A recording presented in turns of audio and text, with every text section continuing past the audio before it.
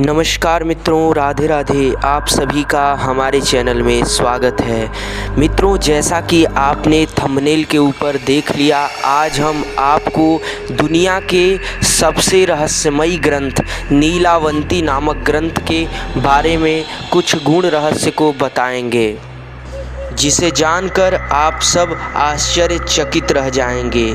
लेकिन ऐसा माना जाता है कि यह पूर्ण रूप से सत्य बातें हैं, क्योंकि इसके प्रमाण के रूप में माना जाता है कि यह एक श्रापित पुस्तक है, जिसे पढ़ने से व्यक्ति की मौत हो जाती है। अगर कोई व्यक्ति इस ग्रंथ को पूरा पढ़ लेता है तो उसकी मौत हो जाती है, और यदि कोई व्यक्ति इसे आधा पढ़कर छोड़ देता है तो वे पागल हो जाता है। लेकिन इस रहस्यमयी पुस्तक को पूरा पढ़ने के लिए व्यक्ति के पास सामर्थ्य होना चाहिए, क्योंकि कोई भी व्यक्ति इस ग्रंथ को पूरा नहीं पढ़ पाता है, उससे पहले ही वे पागल हो जाता है। लेकिन मित्रों, ऐसा माना जाता है कि स्वामी विवेकानंद जी ने इस पुस्तक को पूरा पढ़ा था, और इस पुस्तक को पूरा पढ़ने के बाद उनकी मौत हो गई थी, जो एक रहस्यमयी एवं विचित्र घटना थी। और यह पुस्तक और भी रहस्यमयी बन जाती है, क्योंकि स्वामी विवेकानंद जी एक महान ब्रह्मचारी होने के साथ साथ एक महान संत थे, जिन्होंने अपनी इंद्रियों को वश में करके एक महान संत का व्यक्तित्व दिया। उनसे सभी प्रकार के व्यक्ति प्रभावित थे। वे भक्ति के मार्ग में एक श्रेष्ठ पथिक थे। उनके पास ब्रह्मचर्य के पालन करते करते अपार बुद्धि एवं अपार शक्ति का स्रोत था। लेकिन जब उन्होंने इस पूरे पुस्तक को पढ़ा और पुस्तक को पूरा पढ़ भी लिया, पढ़ने के बाद जब उनकी मौत हुई, तब ये पुस्तक को और भी डरावनी एवं रहस्यमयी बना देती है। इसलिए इस पुस्तक को भारत में बंद किया गया है। कोई भी व्यक्ति इस पुस्तक को नहीं पढ़ सकता। साथ ही साथ यह पुस्तक कहाँ है, इसका भी पता आज तक किसी को नहीं है। और ऐसा माना जाता है कि स्वामी विवेकानंद जी ने इस पुस्तक को खोजा था और उसे पढ़ा था, और पढ़ने का प्रयास करने के साथ साथ वे सफल भी रहे।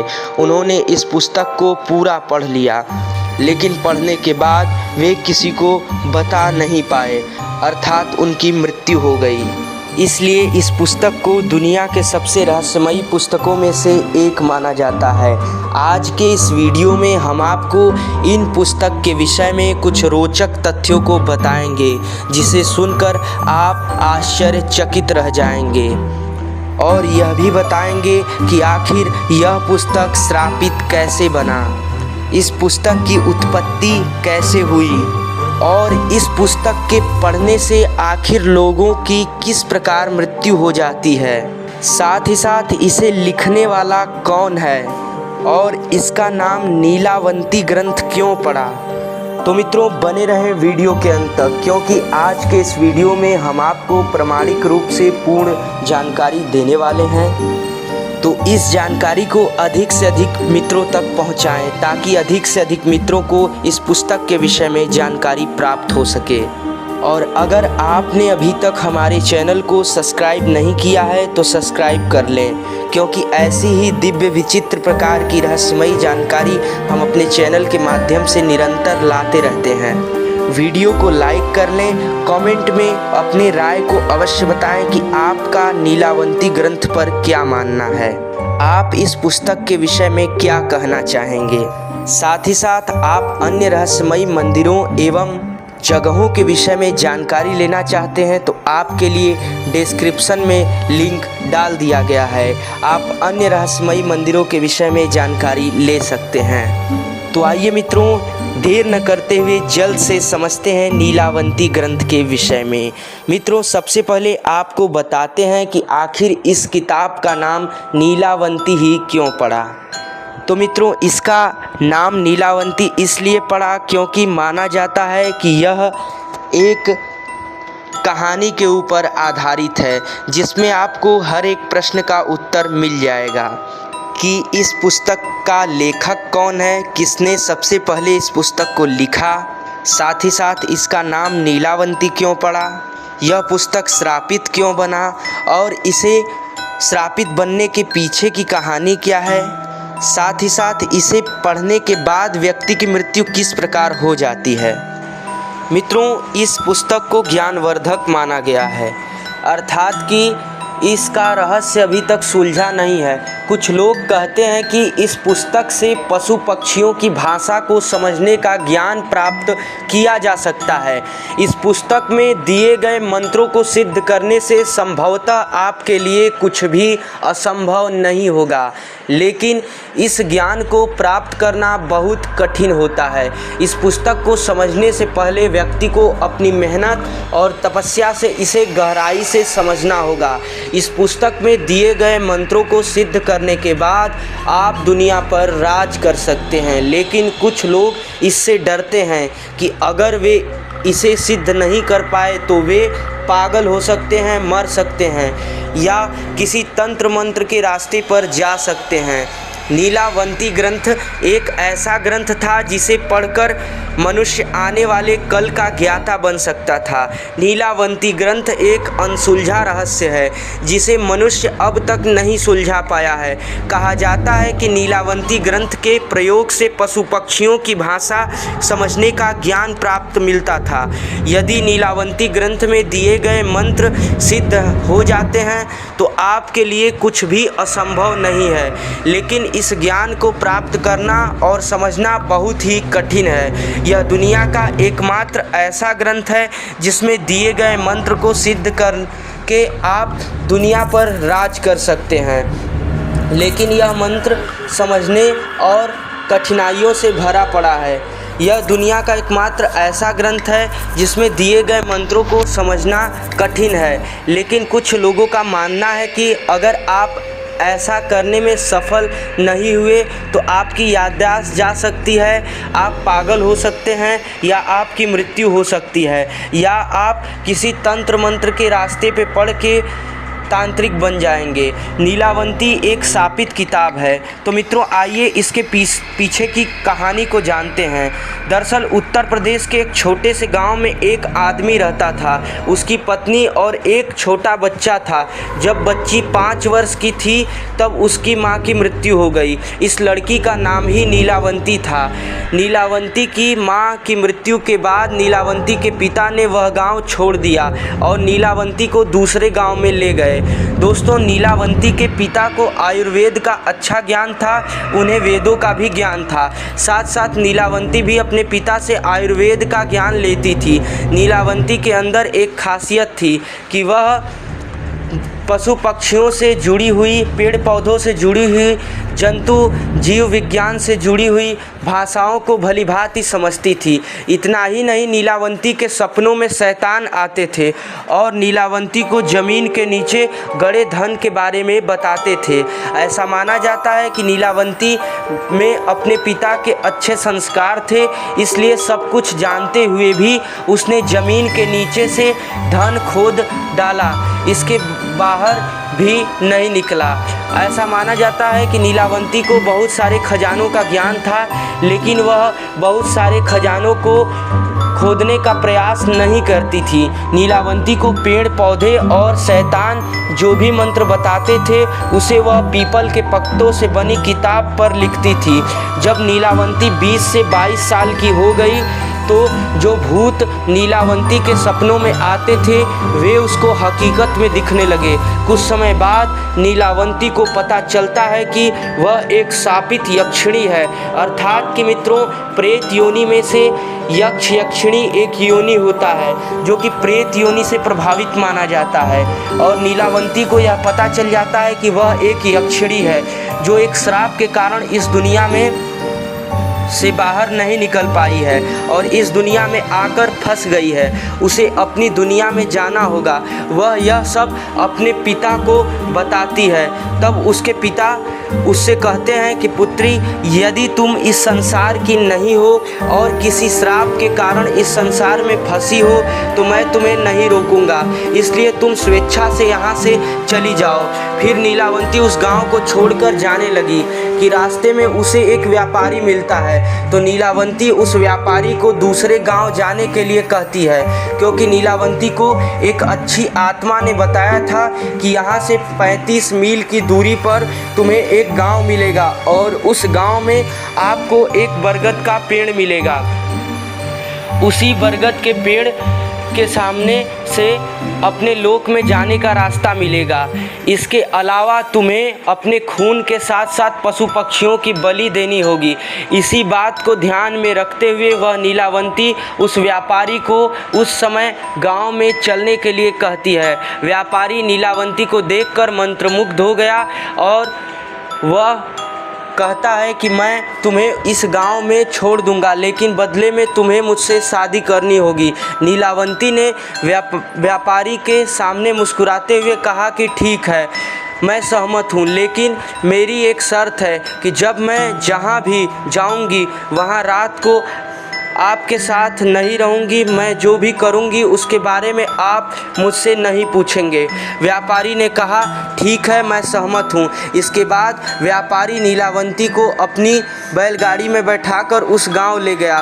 फिर शर्त के मुताबिक नीलावंती ने उस व्यापारी से विवाह कर लिया। नीलावंती हर रात तंत्र मंत्र करने के लिए बरगद के पेड़ के नीचे जाती थी, जहाँ वह अपने खून और पशु पक्षियों की बलि चढ़ाती थी। साथ ही साथ ऐसा करते करते उसे एक दिन गांव वालों ने देख लिया। व्यापारी भी इस बात से प्रभावित हुआ और वह भी सोचने लगा कि आखिर नीलावंती रोज बरगद के वृक्ष के सामने ऐसा कृत्य क्यों करती है। फिर उसने निश्चय किया कि अगले दिन वे स्वयं जाकर देखेगा। अगले दिन व्यापारी स्वयं पहुंचा और उसने रात्रि को नीलावंती को ढेर सारे पशुओं का बलि देते हुए एवं अपना रक्त काट कर चढ़ाते हुए देख लिया और तंत्र मंत्र साधनाएं करते हुए उसने देखा।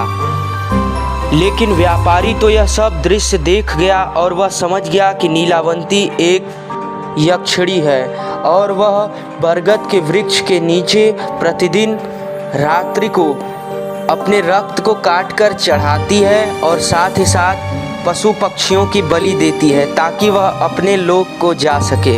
और वह उसी बरगद के वृक्ष पर एक नीलावंती नामक ग्रंथ की रचना करती है, जिसमें वह प्रतिदिन कुछ संस्कृत श्लोकों को लिखती है जिससे ये शक्ति प्राप्त हो सके। अब अगले दिन मित्रों, रात्रि को ठीक एक शैतान नीलावंती के स्वप्न में आता है और उससे कहता है कि ध्यान से सुनो, तुम्हें अपने लोक में जाने का कल एक ही मौका मिलेगा, दूसरा मौका नहीं मिलेगा। कल तुम्हें उसी समय साधना करते समय उसी के बगल में एक नदी बहती मिलेगी। उसी नदी के सामने एक लाश तैरता हुआ मिलेगा।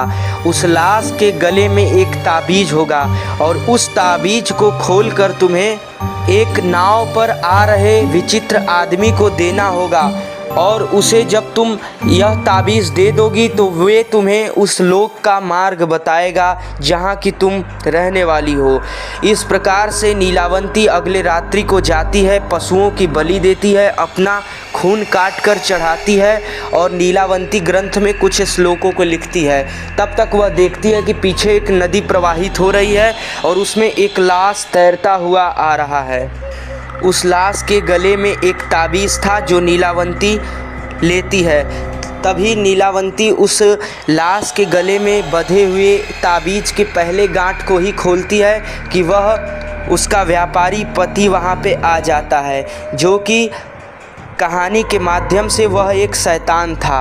और वह आते ही वहां पर खड़ा होकर सारे दृश्यों को देखने लगता है। तभी गांव वाले वहां पर उस व्यापारी के पीछे पीछे जुट जाते हैं और सभी वहां देखते हैं कि यह तो एक शैतान है और यह एक यक्षिणी है, यह तो हमारा जान भी ले सकती है। इसलिए सभी गांव वाले मिलकर उस शैतान को मार देते हैं, लेकिन नीलावंती नहीं मर पाती है और नीलावंती वहाँ से भाग जाती है। इस प्रकार मित्रों नीलावंती उस मौके को गवा देती है जो उसका और उसके लोक जाने का आखिरी मौका था। और इसके साथ साथ वे जो शैतान मरा होता है वह शैतान वापस से जीवित हो जाता है और वह एक बार नीलावंती के समक्ष आता है और उससे उसके लिखे गए उस नीलावंती ग्रंथ के बारे में पूछता है कि वह उसे दे दे, लेकिन वह उसे देना नहीं चाहती है। इसलिए वह उसे ग्रंथ को श्रापित कर देती है और कहती है कि आज से जो भी इस नीलावंती ग्रंथ को पूरा पढ़ेगा वह मारा जाएगा और इसे कोई भी पूरा नहीं पढ़ पाएगा। जो अगर आधा पढ़कर छोड़ दिया तो उसका भी स्वतः ही। मित्रों यही वह कहानी थी जिसके माध्यम से नीलावंती ग्रंथ एक श्रापित ग्रंथ बना और नीलावंती भी कभी अपने लोक को नहीं जा पाई। ऐसा माना जाता है कि आज भी उस गांव में नीलावंती भ्रमण करती है और उसकी आत्मा भ्रमण करती है और वह पुस्तक भी उसने विलुप्त कर दिया। लेकिन उस पुस्तक में इतनी शक्ति है कि अगर उसे कोई प्राप्त कर ले और उसे पूरा पढ़ ले तो वह व्यक्ति हर प्रकार की पशु पक्षियों की भाषा समझ जाएगा, साथ ही साथ उसे भविष्य का ज्ञान हो जाएगा। लेकिन वह पूरा पढ़ने के बाद पागल हो जाएगा या मृत्यु को प्राप्त हो जाएगा। अगर वह पूरा पढ़ने में सक्षम नहीं रहा तो पागल हो जाएगा और अगर पूरा पढ़ लिया तो श्राप के अनुसार उसकी मृत्यु हो जाएगी। इसलिए माना जाता है कि अपनी मृत्यु से पूर्व स्वामी विवेकानंद ने इस ग्रंथ को पाया था और इसे पूरा पढ़ा था, जिसके कारण कुछ ही समय बाद उनकी मृत्यु हो गई और तब से यह पुस्तक पूरे भारत में बंद हो गया।